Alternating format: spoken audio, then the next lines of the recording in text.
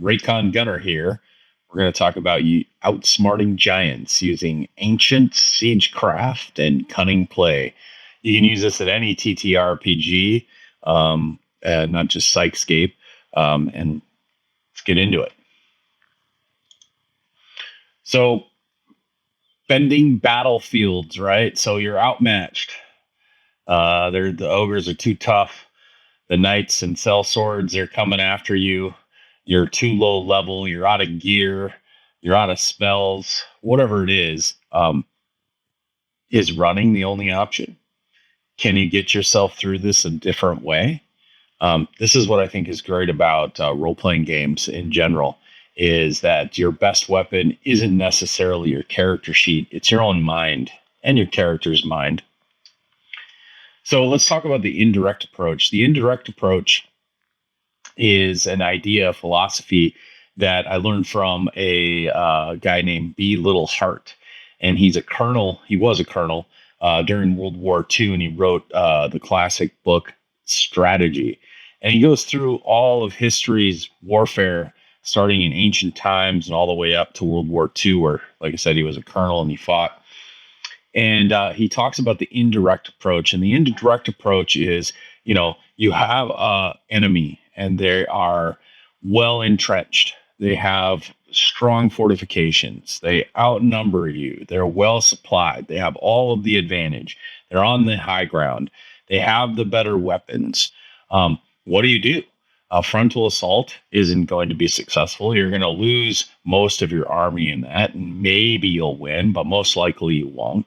So how can you defeat this more powerful enemy, even though you don't have the power to do it, so to speak, right? The technology or the manpower to do it. And so you can do that the way Caesar did it. At the Battle of Alesia, I believe this is the one where he's up on this, the enemy is entrenched on top of like this big plateau. And there's only one way up the plateau. You can't scale the walls on the sides. It's too hard, too easy for them to defend. And so what Caesar does, as many had done before him, he was definitely a student of warfare.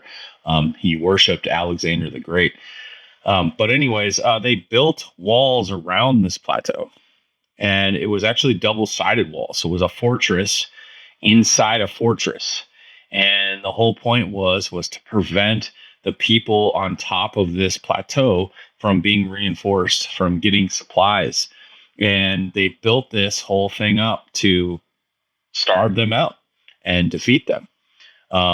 And in other cases, too, other generals, they sealed the cities off, they drained swamps, they built bridges, they manipulated the land, right, to defeat their foes. One of my favorites from ancient times is Alexander the Great. He's marching down Asia Minor, down the coast, and he's using his ships as supply lines. And so his ships are going back and forth to Macedonia, getting his supplies, or wherever else he's getting his supplies from. And they're going back and forth, supplying his armies. He can't use his ships as a navy. They're a resupplier. And so he has to march along the coastline to keep his army fed so he can defeat it. And he runs into this city that's built out onto an island. And he can't march his army out there. And he can't use his ships to attack, because if he loses his ships, well, he loses his supply lines. And he can't continue forward because then his rear is exposed. And at the worst possible time possible, they will attack him from the rear. So he can't move forward until he defeats this thing. So what did he do? Alexander built a bridge. They just started throwing stones into the sea. And they did this over and over and over again until they actually built a bridge out to this island that he could march his armies across and take the town. So think like that. Think indirectly. Belisarius, one of my favorite generals of all time, Belisarius was a Byzantine general, and he started his big career around 536 AD, when Emperor Justinian was in charge of the Roman Empire at the time. And Belisarius was definitely an engineer. and he would do all types of things to manipulate the battlefield. At the Battle of Daria, where he was the kind of made his name. They were surely to be defeated. He built trenches outside in front of the walls, and then he put his infantry in front of the trenches, so his infantry couldn't attack. Sun Tzu talks about that as being death ground, right? So you put they can't retreat, so they fight even harder. And it also made it very difficult then for the enemy, if they did get through the infantry, to get past those trenches while the people up on the walls were firing arrows at them. And then while the enemy was trying to figure that out, he outflanked them with some cavalry. Belisarius had a huge advantage. He had a lot of Huns on his side, and so his army was comprised a lot of horsemen that could fight and shoot bows and were very mobile. And he reconquered all of the Western Roman Empire. It's very cool. He had a couple advantages. One was there was this big volcano that had gone off, and the whole world was darkened for like a year. Crops are failing. You can imagine it, mass famine, all that kind of stuff.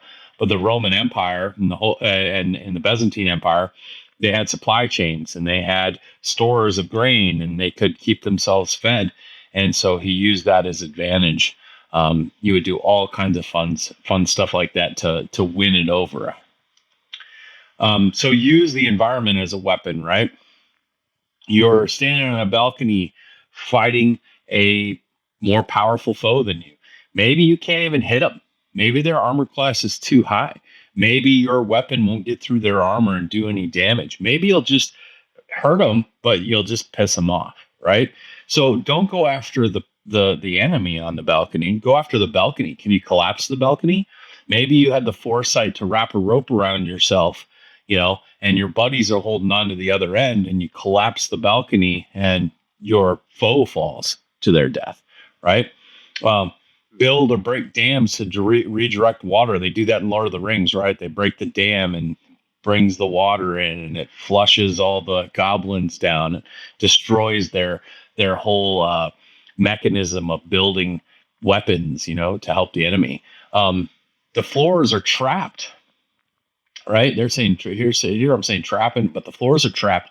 You're inside a dungeon and there's so many traps going on. What if you turned all those stone to mud? What if you use that to set it off? What if you sent something else down the hallway to set off the traps? And not necessarily a guinea pig, but maybe you could roll something down the hallway that would set off the traps. Think about it like that. Use your environment. There's a lot of stuff in a kitchen: broken glass, hot oil, pepper spray. Maybe not pepper spray, but there's spices, right? What can you do with spices? Spike the trails during the Vietnam War. Have you ever heard of punji sticks? And so the Vietnamese, they would build these traps in the trails all throughout the jungle, and they would take these spikes that they made out of bamboo or whatever, and they would dip them in feces, and then they would set them in these holes in the ground, and they cover these holes. And then when a soldier came by and they stepped in this thing, not only would it go through their foot and knock them out of the game, so now they're done, they can't fight, but two, they have these terrible infections because they're diseased. And so possibly even killing these people by the disease alone. Set the brush on fire, right? Do log traps and pitfalls. What else can you use? Not what can you hit. Think about that. What else can I use? Not just what can I hit. Starve, stall, and outwit. So cutting off trails by burning bridges, fall trees, fake landslides to block roads. That's all cool stuff you can do. You can easily knock down trees to slow people down. What if there's a bridge you have to cross and your enemy's chasing you? Destroy the bridge so they can't chase you anymore. Or better yet, wait until they're on the bridge and then destroy them. Kill morale. Leave warnings, curse signs, or ghost stories, and all that kind of stuff to scare your foes. Major Roger Roberts, who was credited as the first Ranger battalion in the French and Indian War. He fought for the English. They were up in the Lake George area in Northeast America. fighting the French, and the French are coming down from Quebec, and they're out in the wilderness at that time. There's nothing there. If you get too far away from the rivers and the lakes, a few miles away from the rivers and lakes, there's literally nothing. And so a lot of the men and a lot of the people, the natives even, they were fearful of the forest. It was full of lions and tigers and bears and the unknown. And so that would mess with people psychologically. What's out there? Sabotage from within. Can you bribe their servants? Can you release a plague of rats or poison the wells? Is there things you can do that can really mess with them? That's something that's very feasible to do in almost any TTRPG. Spread misinformation, impersonating a guard, scream about demon armies. You do all kinds of crazy stuff. During most wars, they would use couriers to send orders and get information. And so a lot of that was false. They would have to send these couriers out with false information and maybe even want them to get captured, and they get captured, and then the enemy wouldn't know exactly what were the right plans, who really was it. And so that was something that was done. Sun Tzu talks about all warfare is deception, right? So even a peasant with a sling could win if they think like a great tactician. So some improvisation, the flower gambit. So one of my favorite, and you can kind of look through all of these here as an example, but one of my favorite examples was from a D&D game. We were playing 2nd edition, I believe, and the DM had his favorite NPC assassin coming after us, and he was invisible, and he had a spell that would allow him to attack while he was invisible, so we couldn't see him. And we were inside this tavern, and my brother was playing with us, and his character says, is there a kitchen in this tavern? And the DM says, yeah. And he goes, is there any flour in the kitchen? And the DM goes, yeah. He's like, yeah, of course there's flour, whatever, so what? And so my brother's character goes in, grabs a sack of flour, and throws it around the room. And then he goes, and he just points at the DM and he goes, now we can see him. And so by using that thing in the environment, the flour flying around the room, this seemingly, innocuous thing, revealed this very powerful assassin. And now all of a sudden he's not so sneaky anymore, because now we can take him out because we can see him. So think like that, right? Think like a field engineer, not just a fighter. You can use your creativity to build fortifications, dig holes, whatever. Can you light the curtains to smoke out foes? Can you start a fire, right, to drive them out? Can you break bottles of oil or spirits and do explosions like Molotov cocktails? Can you drop ball bearings or caltrops right down to slow them down? Or stairways in a castle, right? You think of that, or a tower. Can you sick animals on them? Can you unleash the dogs, right? Or any beast allies? One of my favorite movies of all time is Zulu. And in that movie, Zulu, the British are surrounded by 4,000 Zulu warriors, and there's like 300 of them. And they're being sieged at this little fortification that they've made. And inside that fortification, they have cattle. And at some point during the battle where they're just about to be overrun, the cattle stampede. And I believe the way they portrayed it in the movie, it was an accident, but the cattle stampede. And that drives off the Zulu and allows them to continue to fight and to regroup, right? That's played in a couple other movies, but I think that's definitely feasible. Can you weaponize different sounds and gongs, things to confuse your enemies, right? Can you do a rope trap, to trip or whatever, tangle? Change the battlefield. So if you're fighting in ground that is good for them, especially if they're bigger than you, can you lure them inside, right, where they can't necessarily swing 5 times, or where they have to stand sideways because the hallway is too narrow, or the tunnel gets narrow? Change the fight to a place where it's more advantageous for you and your party, right? And then as a game master, as a legend master, encourage these activities from your players. So there's some tactics here that you could use. a wizard or a fighter, they can grease the hallways to trip up the foes, and then you can ignite the grease. You can use web and rage, so you trap the enemies in the web spell, and then the raging barbarian ignores difficult terrain, so we can go in and hack them up, and they can't move as well. You could hide your archer in the fog and taunt your enemies into the trap and then shoot them. You could fake your death with fiend death and hide under the bodies, and then you could do your sneak attack, that kind of fun stuff.